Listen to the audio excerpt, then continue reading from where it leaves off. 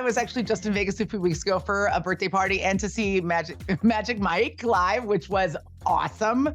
So yes, and I came back in utter tatters. So I won't be back for a while. That is a good show, isn't it?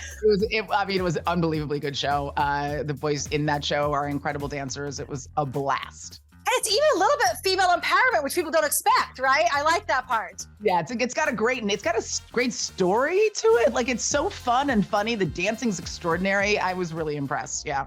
You okay? I can't believe this is happening. Your husband is not who you think he is.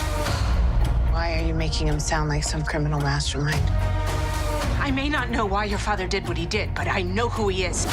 He lied to me, and then he disappeared, and I want to know the truth. I mean, this just unfolds like an onion, but I have to imagine it doesn't require too much method acting to play Jennifer Garner's best friend, right? Oh, no, that's a very easy role to play. She is a delight. I mean, I think America already feels like they're her best friend, right?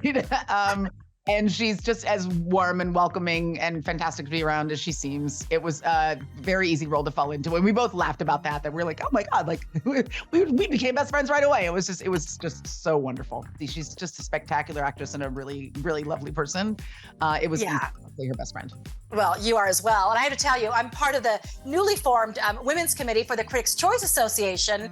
And we have been honoring with our Soapy Seals projects that are female forward, empowered, not just with females in front of the lens, but behind the camera. So for this to be female written, female directed, executive produced, I mean, it fits all the criteria. I just love seeing that. It was wonderful. It was wonderful that all the directors on this series were all women.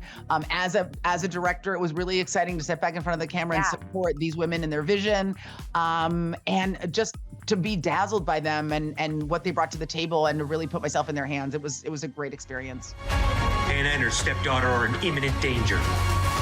Is there something you're not telling me?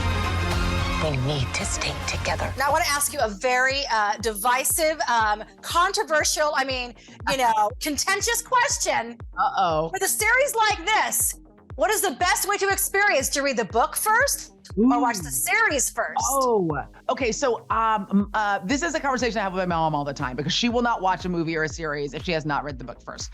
I sometimes feel like watching the show and then going back and reading the book gives you like a double experience, because when you read the book, then you're like, well, this isn't how I envisioned it. But when you see the show, then you can go back and add new layers into it. So I don't mind watching a series before I read the book. I feel like it gives you 2 bites at the apple. Also, being a journalist, I love that your character works with San Francisco Chronicle, in this investigative wing. If you were to look into this crime or be assigned a task to do interviews for the series, what would be the question you would want to ask first? Oh, wow. I mean, I think you see Jules ask and answer those questions on the show, which is, listen, I know that it feels this way to you, but let me tell you what I'm seeing. Let me tell you the picture that this evidence is painting for you. And I love that Jules loves Hannah enough to tell her the truth. You know what I mean? We all have that best friend. It's like, no, honey, it's gonna be great. Jules is like, listen, this is not looking good. I gotta be honest with you. I love you enough to tell it to you straight. And we all want a friend like that. We all want a girlfriend who's gonna love us enough to give us the bad news and give it to us straight. Absolutely. You're like, listen, the Game of Thrones guy is cute, but he's shady.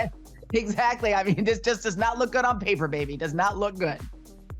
Well, you look good on paper, on screen, in Vegas. Hopefully we'll see you back for Magic Mike Round 2 or anything else you'd like to see. Oh, thank you. I honestly could watch that Magic Mike show 7 nights in a row. So you may see me back than you think.